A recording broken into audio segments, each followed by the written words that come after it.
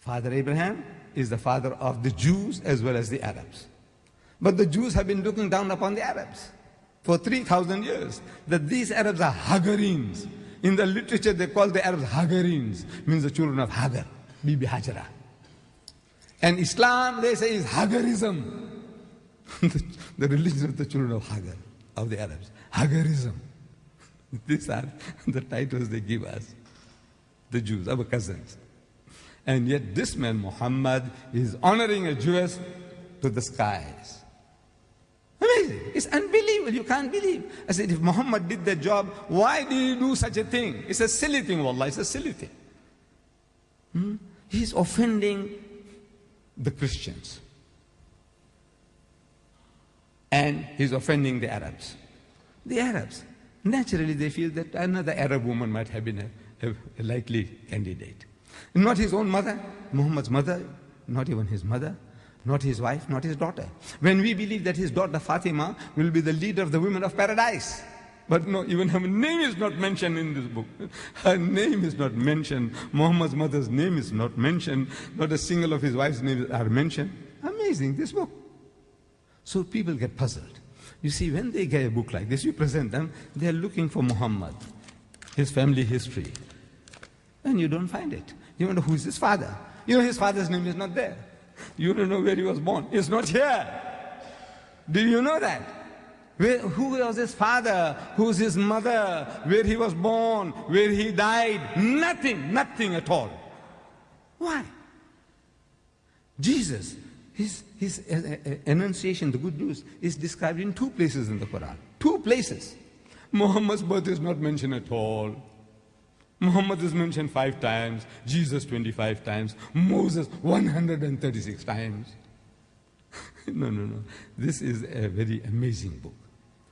The Westerner, see, he just can't seem to grasp. He is looking for a book. We'll tell him once upon a time. He's used to once upon a time syndrome. Everything must be once upon a time, once upon a time. He's looking for once upon a time. And this book is not a once upon a time. It is not.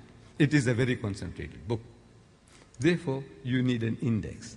And the topics that tickle you, my brothers and sisters, you look up those topics that will make interesting reading for you. Get it as soon as possible, this book.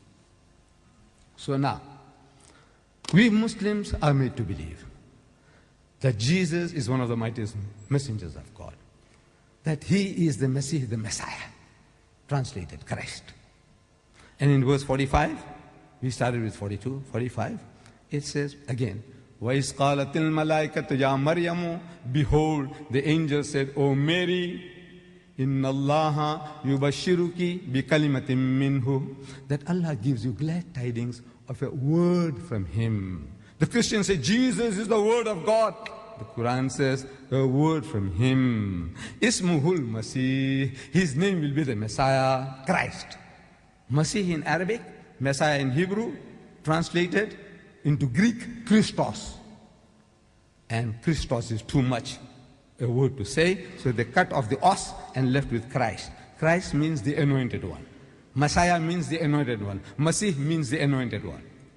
They all are trying to say the same thing. Ismuhul Masih, who Isa ibn Maryama, Jesus the son of Mary, wajihan fi dunya wal akhirah, held in honor in this world and in the hereafter. Wa minal muqarrabin, and of the company of those nearest to God. The Christian says, Jesus is sitting on the right hand of God. The Quran says, he's in the company of those nearest to God. We tell our Christian brothers that, look, we accept what you say. He's sitting on the right hand of God, but not geographically, not physically, because God is not a physical being sitting on a huge throne.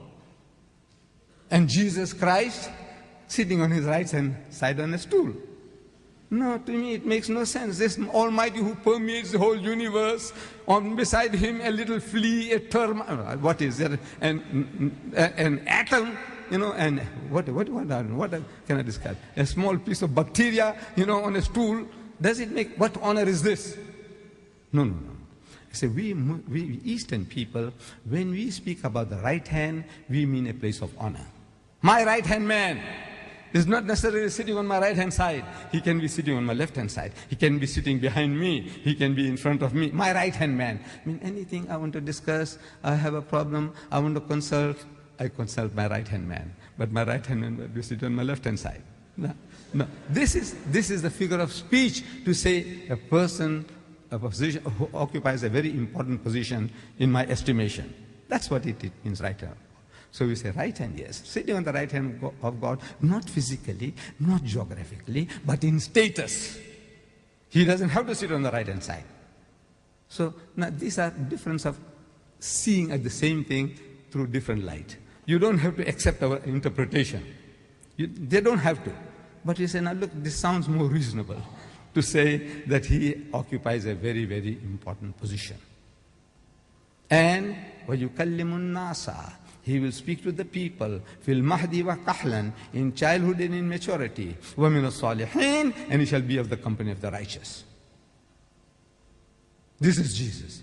He will speak in childhood and in maturity, and he will be in the company of the righteous. This is again confirmed in the Quran. The statement is made in chapter 3. In chapter 19, it's being confirmed.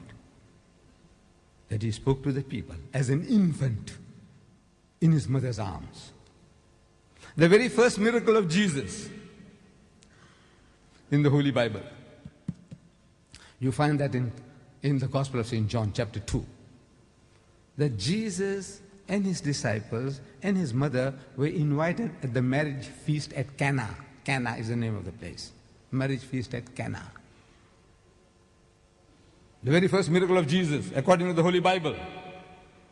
He is invited at the marriage feast at Cana, and the people run short of wine. So his mother comes to him. John chapter 2, I'm reading to you. His mother comes to him and says, son, look, these people have run short of wine.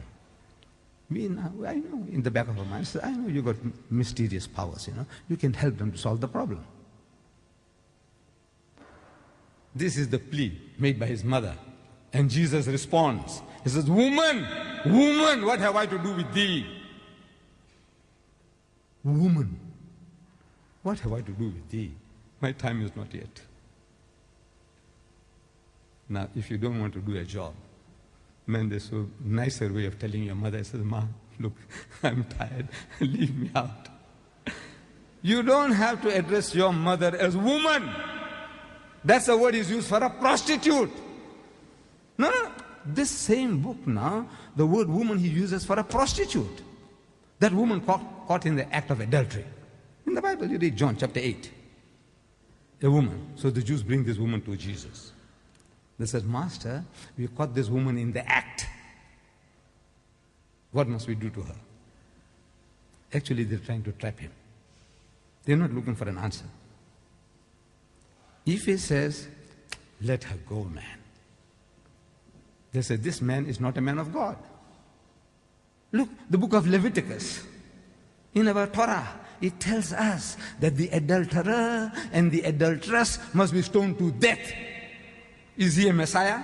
Can he be the man of God? He says, let her go. He's rejected. If he says, stone her, they'll kill her. And adultery was not a capital crime in the Roman Empire.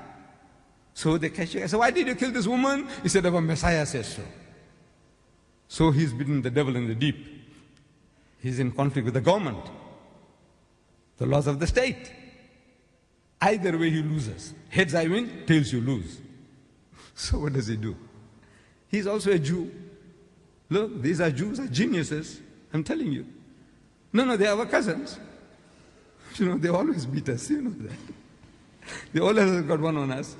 You go into an agreement that, we, resolution was a 342 or 424. This is now, they're going to let go the occupied territories for peace. Occupied territories.